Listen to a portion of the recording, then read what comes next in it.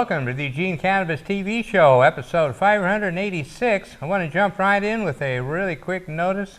Coming up, August 25th, it's the latest Cannabis Science Pub, and that's free to the public. And it's on every last Tuesday of the month at World Pies, which we all know used to be Cosmic, but now they say it's World Pies, but it still says Cosmic, by the way. I was out there yesterday. The sign's still up. It still says Cosmic.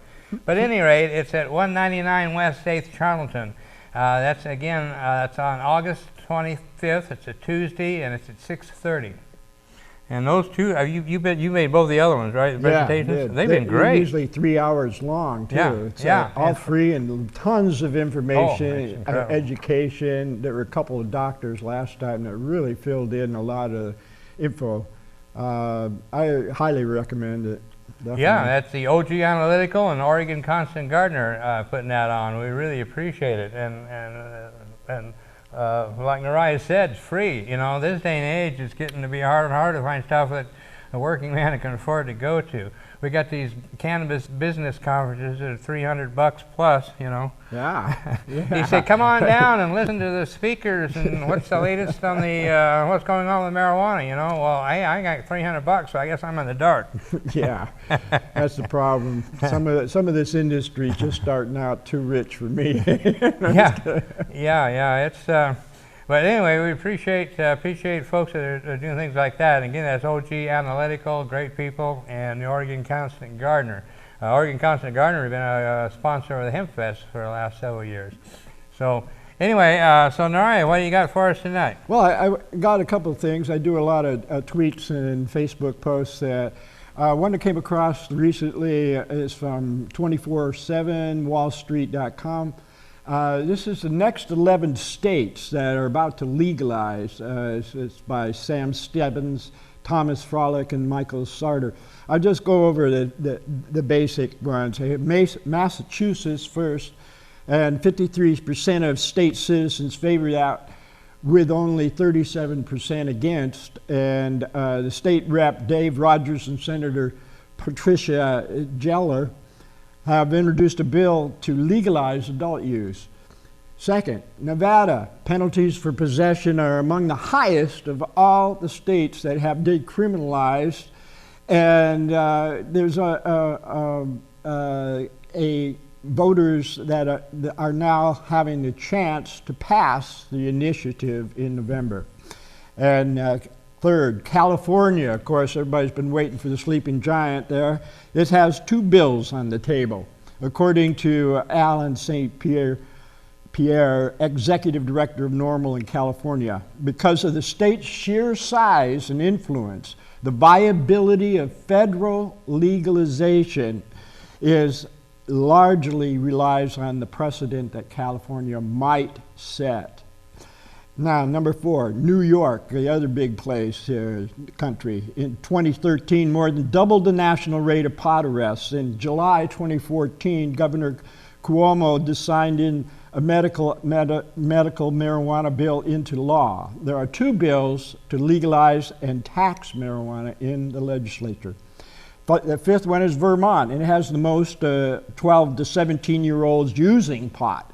Selling a half an ounce or more or cultivating 3 or more plants is a felony. So according to Rand Company research study on pot in Vermont consumed up to $225 million worth in 2014. Number 6, Minnesota is the first medical marijuana dispensary opened on July 1st, 2015. Those non-medical use of 1.5 ounces or less can be classified as a misdemeanor with up to a $200 fine. Number 7, Connecticut. In March 2015 had a Quinnipiac University poll, and 63% of surveyed residents were in favor of legalizing pot. Currently, the state has several bills in the legislature that would legalize adult use and regulate the industry. Number 8, Maryland recently adopted Maryland Medical Marijuana State Program, which permits certified physicians to prescribe marijuana to patients diagnosed with certain conditions. The majority of citizens support that legalization. Number 9, Rhode Island is the most lenient in laws about pot. A current bill is awaiting review in the state legislature to legalize and regulate adult use.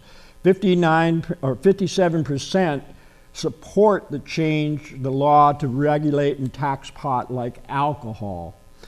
Okay, Rhode Island is the most lenient, but Maine legalized, this is number 10, they legalized medical marijuana in 1999 by 61% in 2009. Another initiative passed to allow medical dispensaries up to 2.5 ounces. 2.5 ounces are legal there. 11, in Delaware, the last one here is 56% of residents agreed, quote, that the use of marijuana should be made legal. Governor Jack Markell signed in June 2015 a law making Delaware the 20th state to decriminalize small amounts. The law takes effect in January 2016.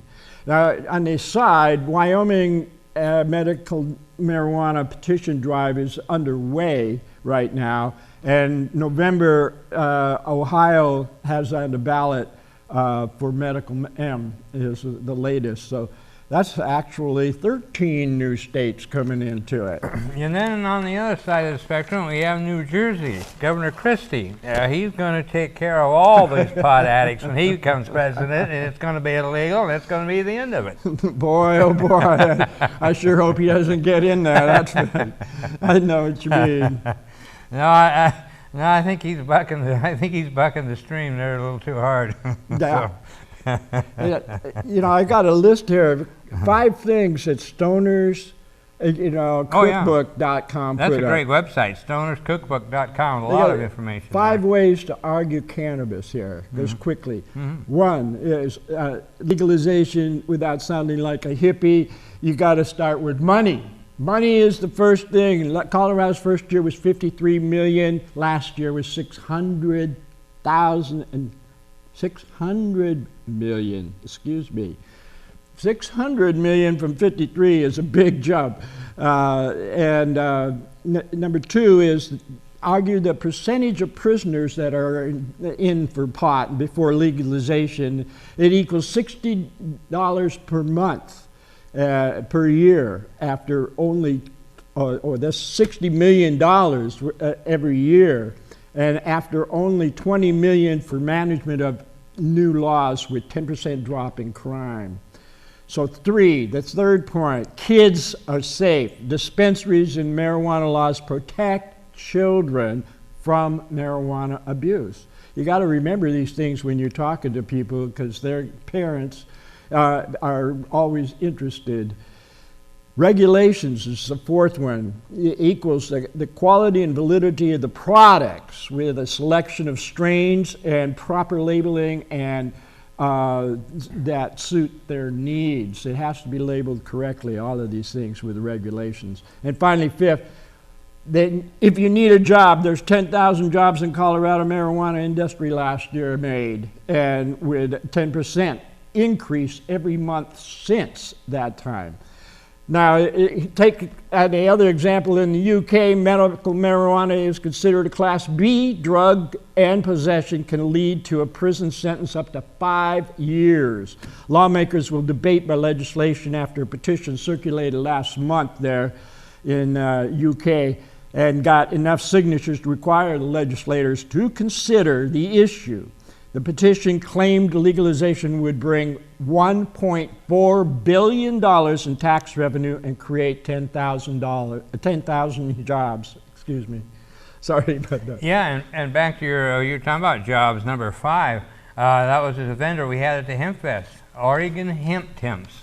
All right. It was a company that a hiring agency for the marijuana industry, and they're called Oregon Hemp Temps.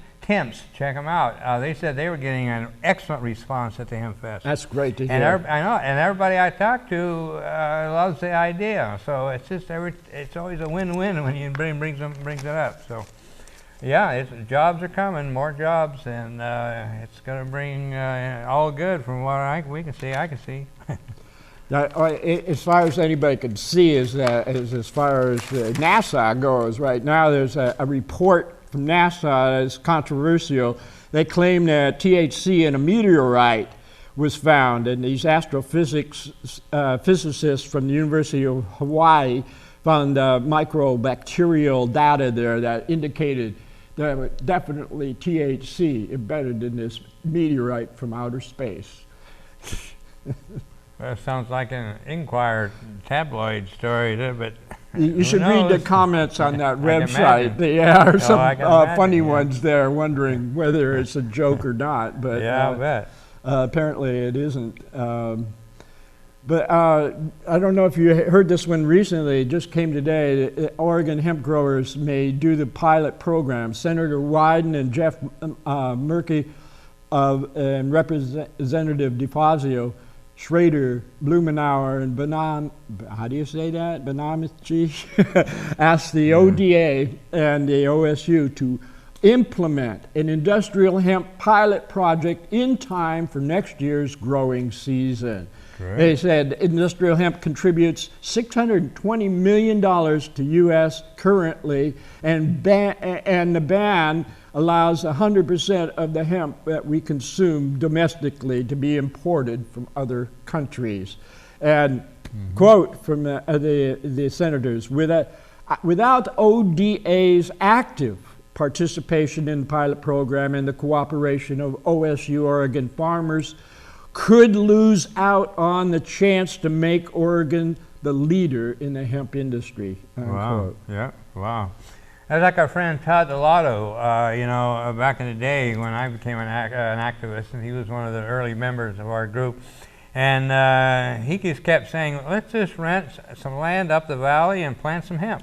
Let's just do it. I wish it was that easy. I mean, if it was treated as just any other agricultural crop, it certainly would be. Although it has this one little thing that's called THC that kind of is the bump in the road on the whole thing and keeps holding it up for some reason. But it is legal to grow hemp, which is the low THC industrial grade hemp. It's legal to grow it, but it's kind of a weird thing. It's legal, but it's illegal. So the state, you can do it legally. It's legal in the state of Oregon. They passed that law quite some time ago, but unfortunately, it's still against the law federally. So we're going to wrap up. So I appreciate you coming in, and any quick words? It's great being here. Okay. Well, we appreciate you coming in and catching up the last on the hemp, and we need more hemp. Not only the world needs more hemp, our Hemp Fest needs more hemp, so we need more hemp everywhere. So if you got any, want to come in and talk about hemp, you're welcome to come on in, just like Neriah has. And we always appreciate visitors and guests. Come on and tell your cannabis story. That's another big thing I always like to do, is have people come in. And we had one young gentleman that suffers from Tourette's. Oh, yeah. And he talked about how cannabis helped him. So it's amazing to find out how many ways that cannabis can help people. So we're always looking for that. So anyway, that's on Monday night at 7:30 behind Sheldon High School. We're going to take a break. We'll be right back. Do you suffer from fear of losing your election? Are you terrified that voters will discover you've done nothing to improve their lives? Maybe it's time you talk to your spin doctor about Incarcerex. In clinical trials, Incarcerex has been shown effective at reducing election-related anxieties by making voters think you're doing something about the drug problem. It's simplistic and fast-acting. If your problems continue or get worse, you can always double or triple your dose of Incarcerex. Whether it's addiction, therapeutic use, or just casual use, there's an Incarcerex plan for every American. Best of all, taxpayers, not you, will foot the bill. So talk to your spin doctor about Incarcerex today. Common side effects include loss of civil liberties, police corruption, racial injustice, increased terrorism, threat of HIV and AIDS, and violent crime. Bloated prisons are also a common side effect. Stop taking Incarcerex if bloating lasts longer than 20 years. If you're trying to balance the budget, keep families together, or protect human rights, Incarcerex may not be right for you. Do not mix Incarcerex with the Constitution or common sense. So start taking Incarcerex and keep pretending you're doing something about the drug problem.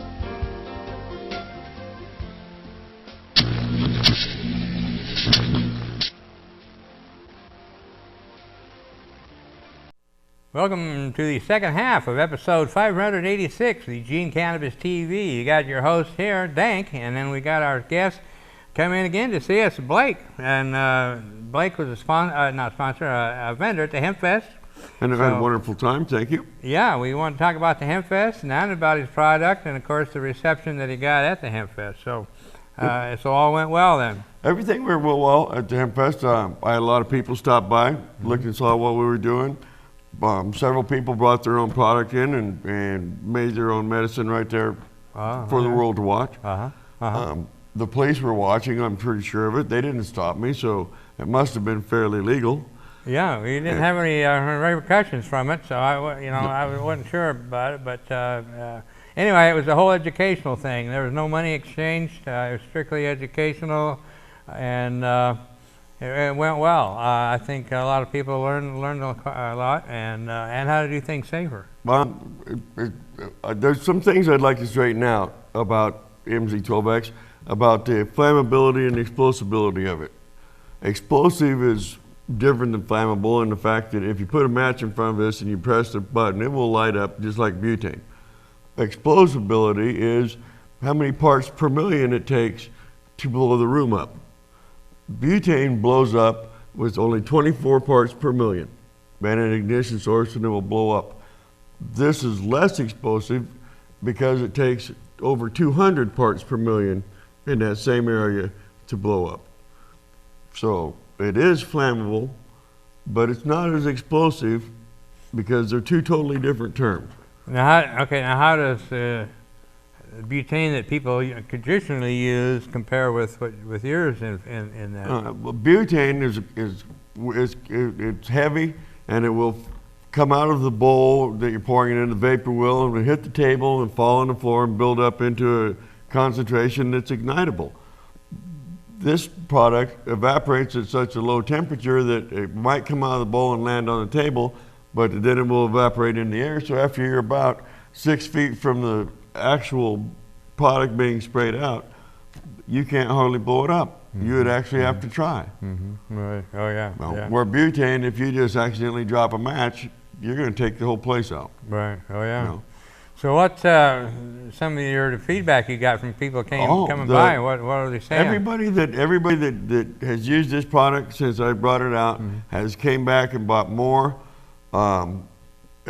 It's doing well enough that the first people I brought it to was the dispensaries. They didn't want to talk to me very much, but from what I understand, they're not very happy that I showed everybody out there in the world that they can make their own. I want them to use this to make better product for you guys so you don't have to make your own at home. They're now starting to talk to me, and thank you guys out there for doing that. If you hadn't been there, they wouldn't have seen it, and it's going to come out for a better product for you guys all the way around. Right, and we'll have information up that you can get a hold of Blake and check out his product and get some information from him if you like. So, what I was thinking of those feedback is people have talked about how what they're doing at home. I was curious what they had to say. A couple of the people that you work with down here have tried it at home. They are real happy with the flavor. The fact that they can make the product and use it that day is really nice.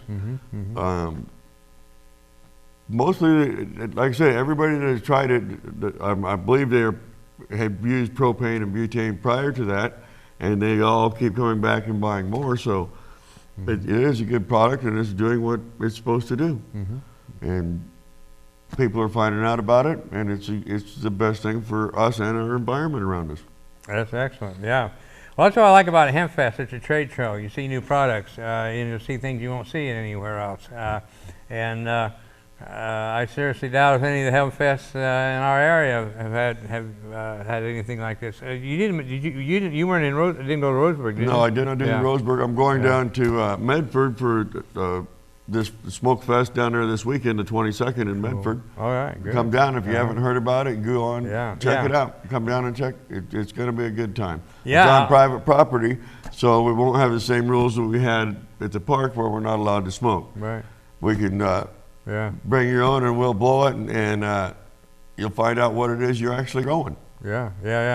That's and also in October, I should have the information with me. In October, there's a 2-day event coming to Eugene. I will be in that.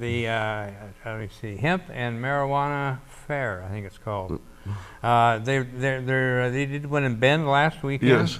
And then, see, October in Eugene, November in Salem. I've forgotten the other one. But anyway, a 2-day event. It's going to be at the fairgrounds. That's something I've been wanting to do, and wow, they're doing it. So. And they have a large variety of different products and different things that you can do with hemp. And their admission is very reasonable. Yeah. I think it's 15 in advance, 20 at the door. You know, that isn't bad. For what you can find out down there, it's well worth your effort to go in and see. Yeah. I'm real big on free events like our free Hemp Fest, but I like to say it costs a lot of money to put on a free show. So you do need to bring in some cash to help pay for the facility and all that. But it's a great information place to go to get information at networking. You meet some great people there that are doing the same thing you are, and you can not only maybe learn something or maybe help somebody else and teach them. It's always nice. I ran into somebody because of the Hemp Fest. I'm now hooked up with Underground Glass, who is going to supply me with extraction tubes, which I'm going to sell to the public at my cost. There you go. Yeah. So there's another good deal that came from the Hemp Fest. Yeah. She's going to get to sell more pipes or tubes, and I'm going to help the people at home out. I want to sell my product. I don't want to sell the glass tube, but if the glass tube will help you, do the right thing, I'm more for it. Yeah, Bomb Squad growers, they're going to be coming on the show. I've got to get a hold of them and work it out, but we were talking at the Hemp Fest, and it sounded really exciting. You wanted to come on and tell all what they're doing with their ice cream. Did you get any of that ice cream? Yes, I did have some ice cream. You want to make sure you don't eat too many. Yeah. I asked him, I said, what's the dosage? He said, well, it's 25 milligrams. You can handle that. Okay, if you say so. You don't want to have the triple scoop or the quadruple scoop. No, I wouldn't want to eat. I wouldn't have had more than one. But but it was real good. I'm kind of not big on edibles, because I like my flower. I'm a flower. I just like my flower. I like to know when I'm going to be on high, and if I eat them, it's sometime tomorrow. Yeah, I know. Yeah, that's it. And then there's so many variables, or depending on who made it and what you're used to, and there's just so many variables. I know. Not too long ago, I didn't listen to my own advice. I always say, eat part of it and then wait, I ate part of it and thought, well, I'm going to, let's go ahead and eat the rest of it. I shouldn't have done that. Yep. And this is to the lady who first started selling those great big peanut butter cookies at the festival that they have in Bonita back in 1960-something or early 70s. You were there for several years. I loved your cookies. I miss you. Yeah. Oh, yeah. Yeah. She was good at that. Oh, yeah. Yeah, we have our friend out at Salem that makes chocolate chip cookies that are exceptional. The dosage is 1. The peanut butter cookies were also 1. Yeah. 2 would make you watch the whole movie. Yeah.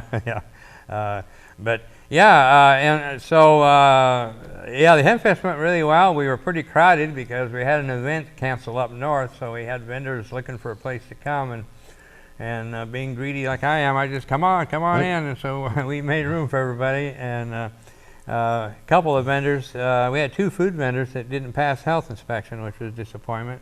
One of them was the fresh orange juice vendor. I was looking forward to having orange juce all weekend. Fresh orange juice. Those sandwich guys over in the corner were real good. Oh yeah.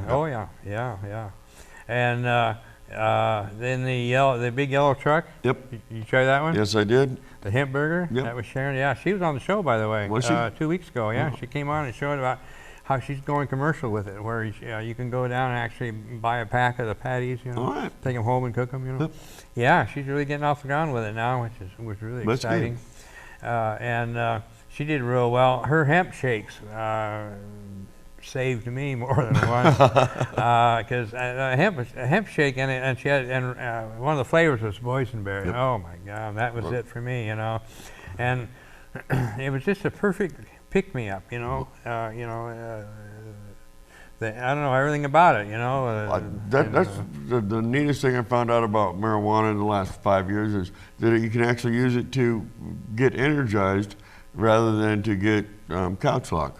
Oh yeah, yeah. In fact, the can of energy drink people were there. Yeah. That, by the way, I don't know if I told you about that, but that guy that's distributing that is another DanK. Is it? I met him at a 420 party about 3 years ago, and yeah, another DanK. His name's Dan King, and so we got a lot of fun together and razz each other at being DanK, you know. But yeah, we finally got the Canna Energy drink to the HempFest. I've been trying to get that drink to HempFest for 4 years at least. And I would talk to one person, and it turned out that he wasn't the distributor. They, oh no, I'm the distributor. Oh, okay. I talked to them, and then next thing you know, they weren't around anymore, and it's just so frustrating. But anyway, but anyway, we finally got it. And I'm not big on energy drinks, but that's pretty good. I try not to use energy drinks myself. I'm retired. Yeah, yeah. Well, when the Red Bulls first came out, the local convenience store was giving them away, you know, and so I took one, you know, popped that sucker and took a drink. Holy, I threw it in the trash. Oh my God! Nasty. How do the people drink that stuff? Holy moly! People pay for this? Yeah, you never know. Everybody's tasting different. Yeah. Yeah. So anyway, the HempFest went well, except, I don't know if I told you this or not, but the Parks Department is telling us they won't let us come back. Did I tell you that? No, you did not. They said that, yes, they said that that I allowed people to smoke pot at the event. You came by and told everybody not to smoke pot. I know. So we're definitely going to appeal, and I think we'll beat it. We're basically the same place we were in 2004. And we came back in 2005, and we did it at the park and did it for 10 years and never had a single complaint. In the first year of legalization, we have 2 complaints. I'm thinking that's pretty damn good. For the crowd that we run with, that's real good. Yes, it is. But anyway, it's going to be an interesting fight, and fight we will. I'm an activist. I'm a freedom fighter. I've been fighting for 20 years, nothing new to me. If you want me there, I'll be behind you. I appreciate it. We're going to have a lot of help. So, well, thanks for coming in, Blake. It's good to see you again, and we'll be here next week at Eugene Cannabis TV behind Sheldon High School, Monday nights at 7:30. See ya.